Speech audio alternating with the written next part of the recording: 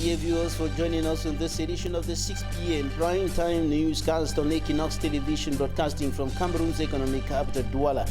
I am Babla Jonathan. In our top stories in this edition of the news, as end-of-year festivities draw near, the population in big cities as well as remote areas in the Republic of Cameroon worried over insecurity, rise in crime wave in the Cameroonian society. In the meantime, authorities are stepping up security measures to ensure a hitch-free celebration of end-of-year festivities. We shall talk about this in this edition of the news, and we'll also talk about the profession of lawyers, or better still, the practice of the legal profession in Cameroon, which is being reduced to minor litigations, according to Senator Kemendi, a member of Cameroon's upper house of Parliament, and we'll get details from him in this edition of the news. The United Nations is calling on the government to ensure adequate access to Tigray in Ethiopia, and that is the part of the country hit by security tensions, and the United Nations is expressing more or greater concerns about the security of civilians in Tigray region. Stay with us.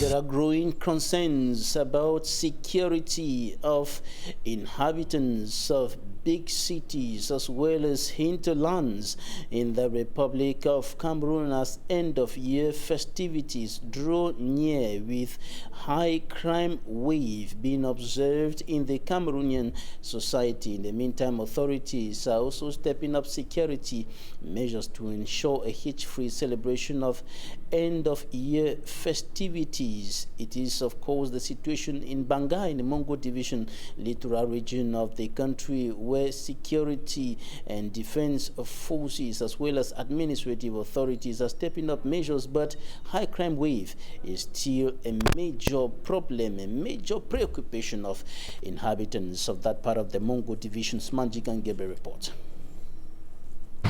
At the police post in Banga, two young men, Malco, 26 years of age, and Tama, are behind bars after harassing inhabitants of Quarter 13. Amongst the items that Commissioner Honoré Disake caught with these gentlemen were a mattress, flat-screen television, desktop, gas bottle, and 2 fans. One of the accused say, "My wife was about to put to bed and unable to provide for the things she will need. I decided to go and steal. I am begging for forgiveness." Amongst them was also a lady who had bought some of the stolen goods.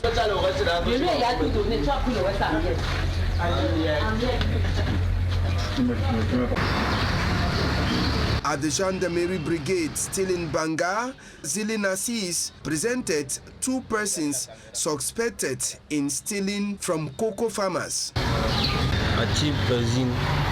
I stole sheets of zinc because I was hungry, and also stole a 50-kilogram bag of cocoa seeds, which I sold to Anu. For Anu, 50 kg. After his office has received several complaints from farmers that the two fell into their drag net, one of the victims also lamented. Overtip for my cacao. Anytime there is also tip my cacao. They always steal my cocoa seeds, and I hardly enjoy my sweat. I went to the palm plantation where I caught him with my zincs and other belongings. I don't go look at and pass bush for cacao, go on for play with Mbangade. I want come and meet away the come for bush, which my zinc where we don't move all my horse, which is all cacao way inside the pot. All these and this way they don't when I don't see them for them. The alleged thieves, who are still under custody, will help in further investigation, while the victim happily took his items back home. Less than 7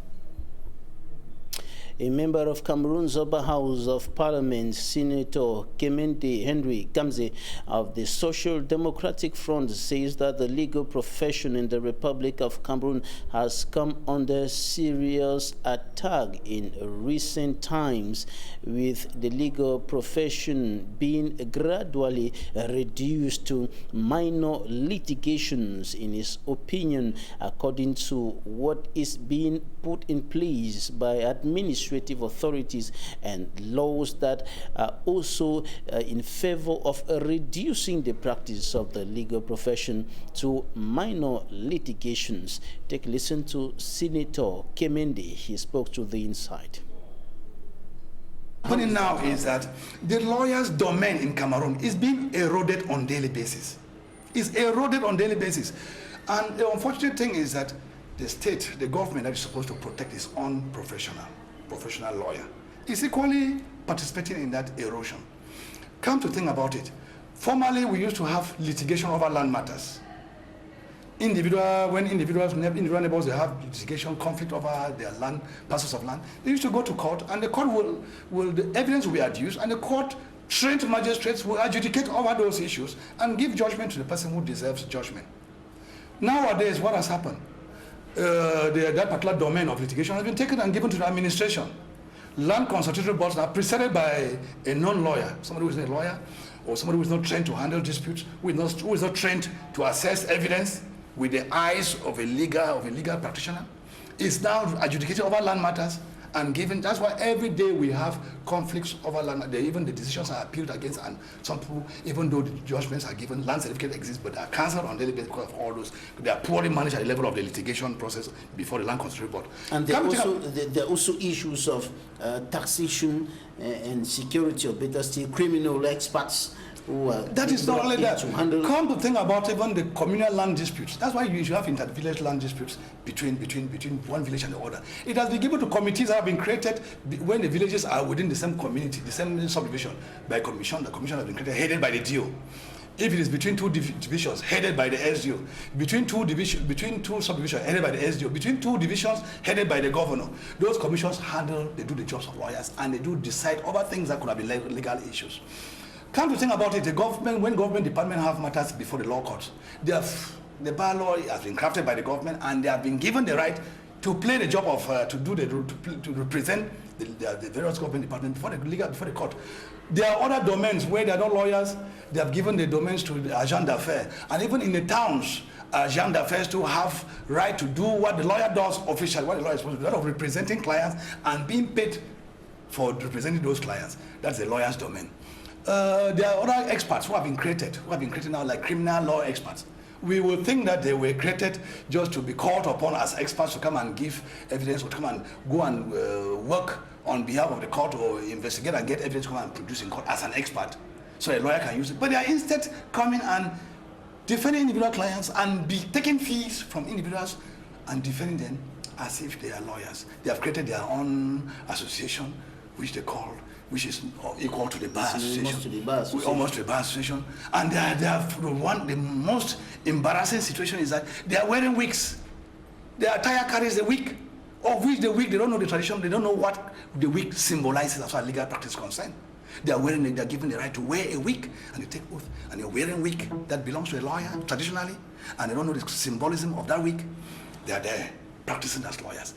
They are other than them. They are fiscal experts. That's in overtax matters. People consult them to defend them in place of a lawyer to defend them. But meanwhile, the lawyer is supposed to be the one to conduct fiscal litigation. And then if they need anything from an expert, they invite an expert to come and give expert evidence to throw light on that issue, as far as the court is concerned, to give better judgment, not to compete, not to represent people. And I asked Senator Kemendi, where is the origin of problem, or what is the origin of the problem? According to him, the problem emanates from what he qualifies as bad laws. Take a listen. Are any of those issues you're highlighting illegal? The experts coming in to act as lawyers, are they illegal? In fact, that's why I say the government is supporting. We have even magistrates who are awaiting posting. They call them auditors de justice. They have a right to defend clients over some criminal matters before the court when they don't have any court that governs them as far as that activity is concerned. So you don't know exactly, you don't know where we are going to. Where the lawyer's profession is invaded, the lawyer is being raped from every angle. The lawyer's profession is being raped from every angle, such that at the end of the day, it will just become a skeleton of what a lawyer is supposed to be. The Cameroonian lawyer will become a skeleton of what a lawyer is supposed to be elsewhere. That's why we are saying, let some of these associations, they should be given the chance to get to the lawyer's field, absorbs people from all walks of life. You could be a doctor, you read law, you come and practice, you can specialize. Eventually we will specialize. Let all those fiscal experts, all those taxation, the customs experts, they should have a degree in law and come and practice as specialists in those domains. There's nothing wrong about that. But that they should go retirement and create a core where they will be attending to clients without the clients being able to enjoy the benefits that they enjoy when they're dealing with lawyers. Because the lawyers have a core and they go through some discipline. They go through how they relate with the client is governed by law, and there's a disciplinary core that the disciplinary bar council that sanctions a lawyer who does not protect the litigant, who does not protect his client, who exploits, who one way or other does not treat his client well. They sanction that lawyer and they make sure they do some justice to that client.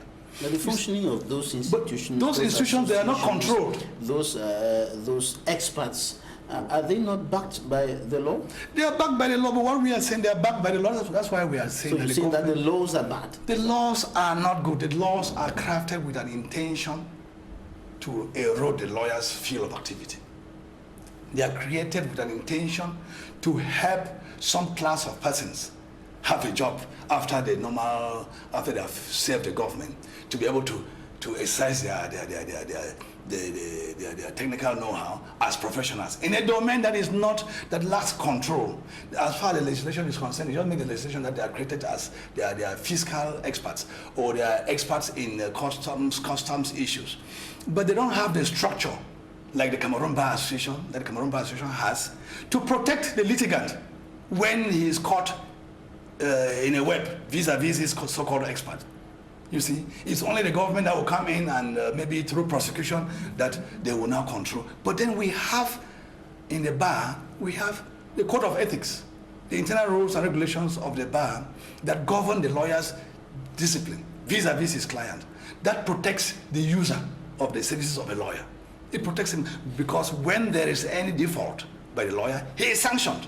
These other cores that they are creating, be they the criminal experts, be they the fiscal experts, be they the customs experts, do they have such a core? They're just created to be freelancers, to operate in the vacuum, to operate in the air, and they do anything and go unpunished. Senator Kimende, member of Cameroon's Upper House of Parliament, talking about the challenges that the practice of the legal profession in Cameroon is facing as a result of what is considered as lawyers as an attack on the legal profession, notably coming from the administration and what is qualified as bad laws. And now we're going to take you into the markets to take a look at the Christmas fever, and because our traders are complaining that business is witnessing a slump, and they are attributing the situation to the coronavirus pandemic and the Anglophone crisis. Immaculate Fogwe has more. Less than 72 hours to the celebration of Christmas, just a handful of persons can be spotted at the Douala Central Market in the economic capital Douala, trying to purchase items for their households. The market, known for its busy nature during the festive period, rather looks scanty. The coronavirus has crippled the economy. Parents are now interested in paying their children's school fees rather than buying clothes. Things are really hard. Many traders were unable to travel due to travel restrictions, reason why the prices of items have increased. Added to the devastating consequences of the coronavirus pandemic, some other traders blame the Anglophone crisis. la crise anglophone nous a pénalisés. Majority of our customers come from the Northwest, Southwest and Far North regions. Traders in these regions used to come and buy goods from us. Now it is different. A lot of them are now living in bushes, others displaced. We hope that the crisis will soon come to an end. Non. Les fêtes sont finies. The few customers who were in the market decry the increase in the prices of items. I have made more than 3 hours in the market, but I have not bought an article. I have 4 boys at home waiting for me. Things are really expensive. By the way, if I cannot afford what I need, I will just go back home. Some traders express optimism that things might change at the last minute. Regional council authorities have been elected in the 10 regions of the Republic of Cameroon after the December 6 regional elections in the country. In the South region, we have Emmanuel V. Elemva, who is the president of the regional council, Alim Abubakar, president of the regional council in the North, and of course Kalbasu Daniel, president of the regional council in the Far North region of the country. Timievuna Gilbert, president of the regional council in the Center region. Dr. Foka, who is the president of the regional council in the West region. Banlock Polycarp, who is the president of the regional council in the Littoral region, and of course Dr. Mohamadu Dewa, president of the regional council in the Adamawa region, and of course Bakuma Elango in the Southwest region is the president of the regional assembly of the Southwest region. Musa Blaze in the East region of the country, and Professor Angwa for the third in the Northwest region. We'll bringing to you greater details on this in a subsequent news editions. On to something else, the nightmare of traveling between Ntui and Bachenga in the Center region of Cameroon is now over. The long-awaited bridge over River Sanaga linking the localities has been inaugurated by the Minister of Public Works. For me, Armstrong Sanda reports. Less than 20 kilometers is the distance that separates Bachenga from Tui, but traveling between the subdivisions required the time for a journey of several miles. Not only was the horrible state of the road a major difficulty to travelers, users had to face the challenges of crossing over the River Sanaga using the ferry, which constantly had mechanical problems. Il y avait des journées, vous arrivez là, vous trouvez que le bac est de l'autre côté, vous attendez là pendant 1 heure ou 2 heures de temps. Users say they had to spend hours waiting for the ferry on one side of the river Sanaga. Et au retour, on nous dit que le bac est en panne. On était obligé de garer et emprunter la pirogue. Je vous assure, j'ai fait des prières avant de monter. All that is, however, now history with the inauguration of a 400 meters bridge linking Tui and Bachenga over the river Sanaga and the complete tarring of the 21-kilometer stretch of road between the two administrative units. The third 21-kilometer stretch is also part of National Route number 15 from Bachanga, Ntui, Yoko to Lena. Depuis que la route passe, les populations sont soulagées. Les mouvements. Mayor Anatole Sugar of Bachanga says businesses have taken a positive turn in Bachanga since the completion of the tarring process. Crossing over the bridge with his entourage, the Minister of Public Works in Cameroon, Emmanuel Gano Jomesi, assessed the quality of work done and said he was satisfied and impressed by the performance of the construction company. Je suis très satisfait de l'expertise, du professionnalisme de l'entreprise des travaux ainsi que des missions de contrôle. The project also saw the construction of social and economic structures in Tui and Bachenga, notably the construction of a multi-purpose youth center at Bachanga and the rehabilitation of the government high school Bachanga. And over 400 meters of stretches got rehabilitated in Bachega, and over 600 meters rehabilitated in the town of Ntui, according to Minister Emmanuel Gano Jomesi. Éducatif ou tout simplement économique.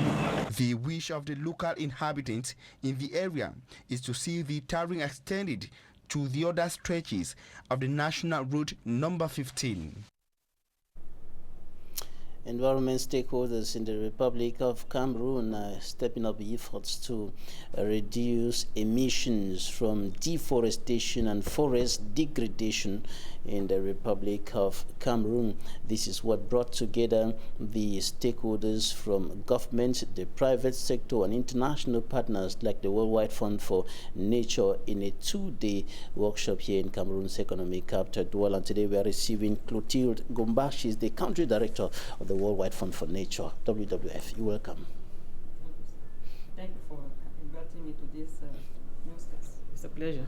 Right, for close to a decade now, the government of Cameroon has been striving to push through the RED Plus process, which is intended to reduce emissions from forest degradation and deforestation. What's your assessment of what has been done so far? So far, I think the government has done well. When I mention the government, I would rather say the Cameroon as a country has done well, in the sense that the government is coordinating the process, but it's also working with stakeholders, as you rightly mentioned, from the civil society organization and the private sector. So far, they have been able to prepare a strategy which was adopted in 2013. They had support from the World Bank, from the Carbon Facility Fund, and now the process is a little bit going slow, and hence the intervention of WWF as a facilitator. Why is it going slow? It's going slow because of some little misunderstanding between the stakeholders on the one hand and the financial partner on the other hand. As I mentioned, the World Bank is the trustee for the Carbon Fund Facilitation, and also is also involved the KFW from German Corporation. So there was some misunderstanding about institutional arrangement in Cameroon and the prerequisite for the adoption of the final document of Cameroon. So how is WWF helping the government to push through the RED Plus process in Cameroon? Yeah, our support consists in making sure the government convene all parties on the table for discussion. Those parties, as I mentioned, include the civil society organization, and especially for the 2 last days, we have been working with the private sector to understand what they need, what is their understanding of the process, what they need to participate in the process, and also explaining to them what they can gain from the process. So the outcome of this discussion is that we are able to establish a roadmap for the future months with the aim of having the process completed by June 2022. Right, and how crucial is it to bring more private sector stakeholders on board? As we rightly mentioned initially, we're talking about reducing emission from deforestation and forest degradation. Most of the activity intervening for the development are based on nature elements, be it agriculture, logging, or even mining. Just to mention those 3 ones. So everything that is done in that area in the search for growth for the country is based on natural resources. And the idea here is to ensure that as we promote economic development, we adopt practices that limit the expansion, the geographical expansion of activities, hence limiting the deforestation and forest degradation. Right, and we believe that the implication of the private sector will depend on the government's ensuring that the laws in place are reinforced, the environmental laws are respected. But of late, we have seen the government attributing some or more than 60,000 hectares of forest to an agro company to create palm plantations. What have you done about that? Yes, as a technical partner to the government, we warn our partners on the risk of such a decision. We gave them all the financial implication. We gave them the social implication. We gave them environmental and ecological implication of such a decision. Obviously, they make a decision, but then by providing with the technical element, we are able to make them ensure that whatever they are doing, some measures are taken to ensure that this is sustainably done, and it's about ensuring compliance with the safeguard, social and environmental safeguard, ensuring that the benefit of local communities and indigenous people are safe, and we are following up on what they're doing. Luckily, the progress in deforesting the area is still slow, and we hope that at some point in the time, the area to be covered will not reach the 60,000 hectares we're talking about, because the area is at the vicinity of a national park, which is the Campo National Park. All right, what will change if you succeed to push through and get more private stakeholders on board the struggle to reduce the emission from deforestation and forest degradation? What would come out of this is that we will have two kinds of benefit. On the economic side, we will have growth that will be greener. And on the natural side, we have the area protected. The implication is twofold. It goes on forest, but it also goes on wildlife. Because whenever there's deforestation or forest degradation, we're also talking about loss of the eruption of habitat for animal species. And this is a very big loss for the government, not only for the existent value of this animal, but also for the benefit of ecotourism. And biodiversity is naturally adversely affected and disturbed, and we all know that any resilient economy will rely on a nature that is not too much disturbed. So we need to make sure that the disturbance of nature is limited, and if it happens, that we take mitigation action that ensure that we go back to a normal level of how would I say, balance between nature and human activities, because we're talking about harvesting the growth here. Make sure that the natural capital is maintained at the level that is needed for the country to be resilient. Ensuring that development is sustainable. It's sustainable, and then the country is resilient to shocks. Thanks very much, Clotilde Ngomba, Country Director, WWF Cameroon. Thank you for coming. Thank you for inviting me here. It was a pleasure to be able to discuss this with you. Thank you. Now in news out of Cameroon, the United Nations says it is increasingly worried about the plight of civilians in Ethiopia's Tigray region. And of course, the civilians are suffering because of the armed conflict raging there between the Tigray Liberation Forces and the soldiers, the government soldiers who have been fighting for quite a long period of time in the Tigray region of the country. And the UN High Commissioner for Human Rights, Michelle Bachelet, said two humanitarian assessment missions were able to enter the Tigray region on Monday. The United Nations is asking for more access into the region in order to be able to reach the affected population. And the United Nations High Commissioner for Human Rights said that due to restrictions, it was not possible to investigate allegations of artillery strikes on population. And of course, the situation there has been deepening for quite some time now, while the government is struggling to gain control of the Tigray region. The Tigray Liberation Forces have been continuously fighting to maintain their grip on that part of the country. And the United Nations said it had received consistent reports of artillery strikes last month on homes and hospitals in the town of Humera on the border of Eritrea. That's it for the first part of this edition of the news on Équinoxe Television. Talking Point up next. Harvest time.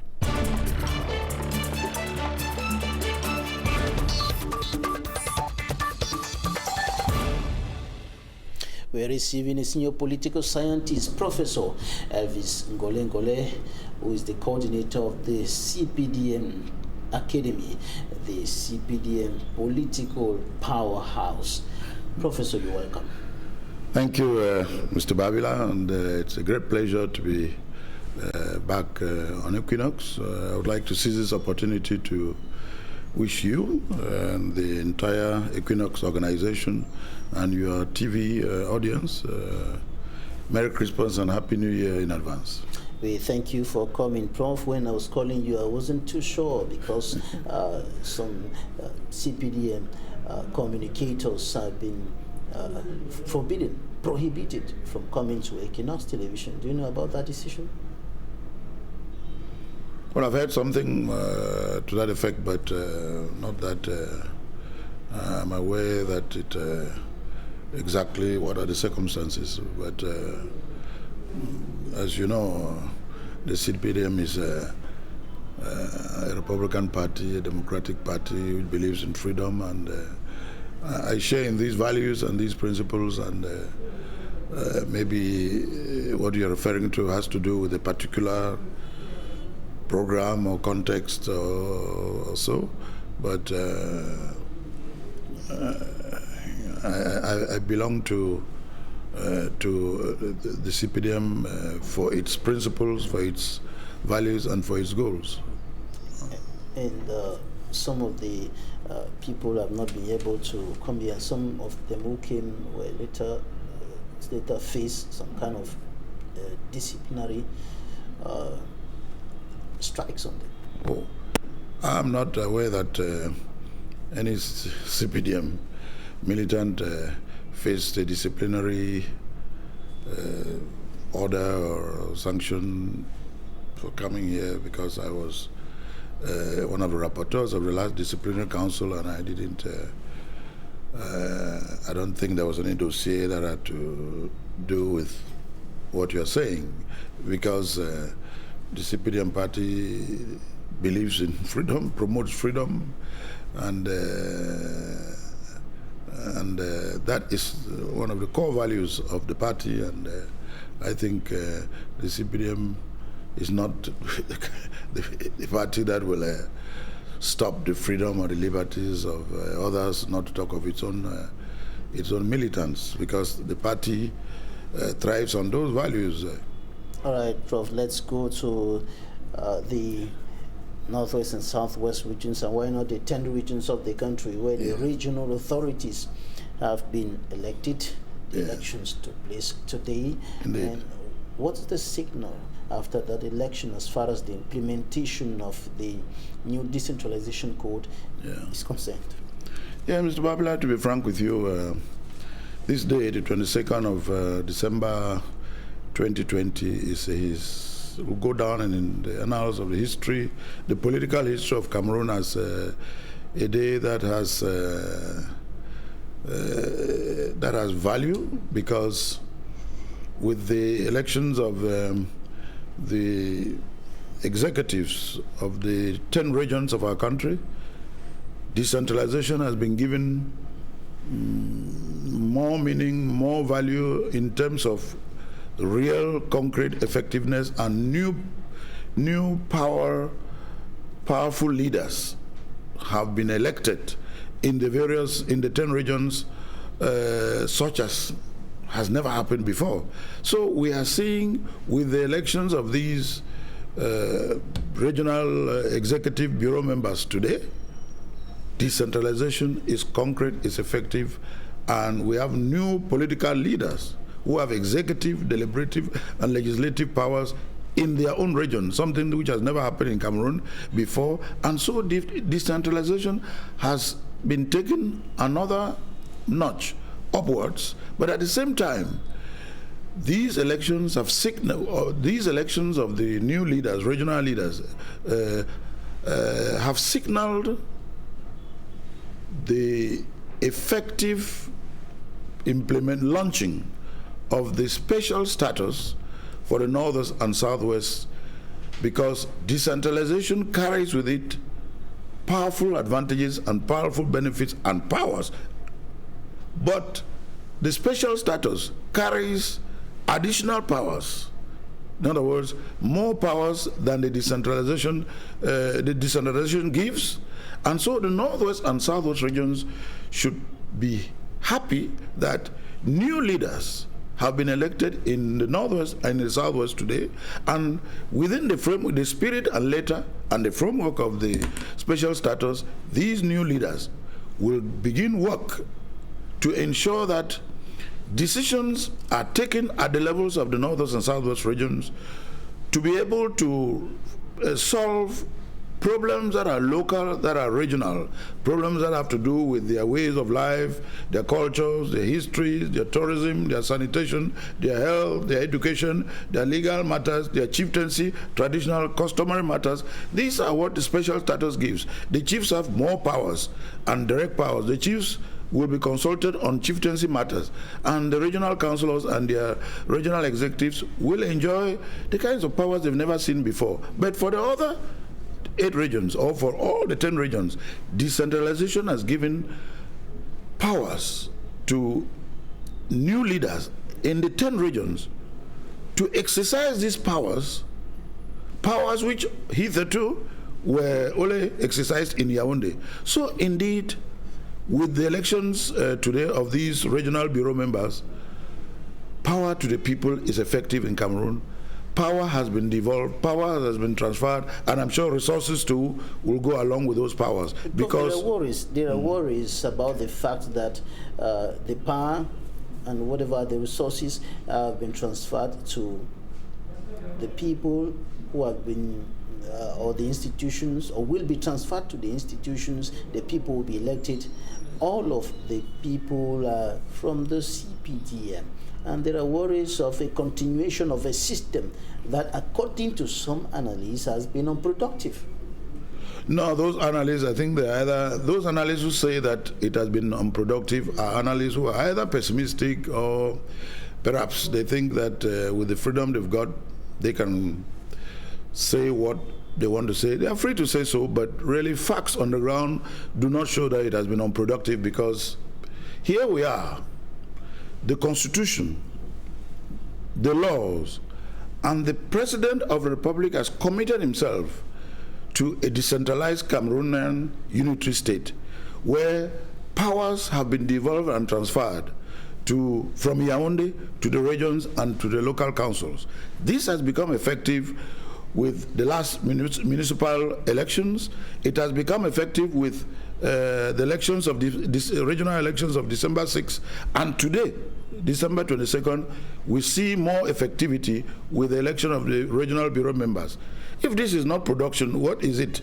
This cannot be referred to as lack of production or something unproductive, because we are seeing things happening on the ground which were not there before. These are developments. Powers are being given to the people. This is not a joke. These people are new leaders. They have powers in their regions, and with those powers they can do things, and they will do things in the regions that will solve regional problems. So if anybody would say that this is unproductive, I think it's almost like it's tantamount to being in denial of something which is so clear, so concrete, and that everyone sees. Right, it is better for us to say, let's wait and see. But I think that something has happened in Cameroon. Cameroon has changed because the Constitution wants it so. Cameroon has changed because the President wants it so. Cameroon has changed because the laws of Cameroon want Cameroon to change. And we are seeing this. This is production. All right. I read an article recently, Prof, which said, I want to read it the way it is written in French. Les sécessionnistes mettent à prix plus de 100 millions les têtes de Elvis Ngolengole et Paul Tasson. The secessionists have put 100 million francs CFA for the head of Professor Ngolengole and Paul Tasson, the minister delegate at the Ministry of Economy. What do you know about that? Well, I've been made aware of this, but as you know, I'm a Republican, I'm a Democrat, and I believe I'm a true patriot, and I believe in country first. If we have always stood for the Republican values, we've always stood for dialogue and the peaceful method of solving all problems. We've always stood for the defense and the promotion of liberties. And we've always stood for a peaceful solution to all problems. I think that if this makes some elements, extremist or secessionist elements, uneasy, and they think that my small head is worth 100 million. I don't think my head is that big to be worth 100 million. I always see myself as being but why do a simple Cameroonian. Why do they want the hit of Professor Ngole and Paul Tasson? Well, I think that I know Professor, I know Minister Tazong, Paul Tazong very well. I mean, and I think that both of us share the same values. Now, if perhaps these secessionists who have placed 100 million for anyone to take our heads, maybe they don't like people who believe in peace. Maybe they don't like people who believe in dialogue. Maybe they don't like people who believe in liberty. Maybe they don't like people who believe in the country. I believe in the country first, and country first before any other thing. And so those who disagree with belief in country, either they must ask themselves why. But I believe that in every part of the world where people are free, you must give country the primacy and the pride of place before any other thing. And if that is why they think that they need to place, to put 100 million francs on our heads for anyone to take our heads, then I think it is a wrong approach, and I think that is wrong. And I hope that they will understand that they are dealing with their brothers and sisters who don't mean any, who see them as compatriots, and who hope that in freedom, in this, and in democracy, and in the spirit, in line with the spirit of the republic, we will all work towards fraternity, brotherhood, national concord, and we shouldn't have problems. I don't see why one should use freedom to take away the life of another person, and I hope they will understand Professor that freedom builds. Political scientist, former member of government, coordinator of the CPDM Academy, thank you for joining us today. It's a great pleasure, and once again, Merry Christmas and Happy New Year. Thank you, and same to you, Prof. Thanks, ladies and gentlemen, for staying with us. That's it for today. Equinoxe is up next.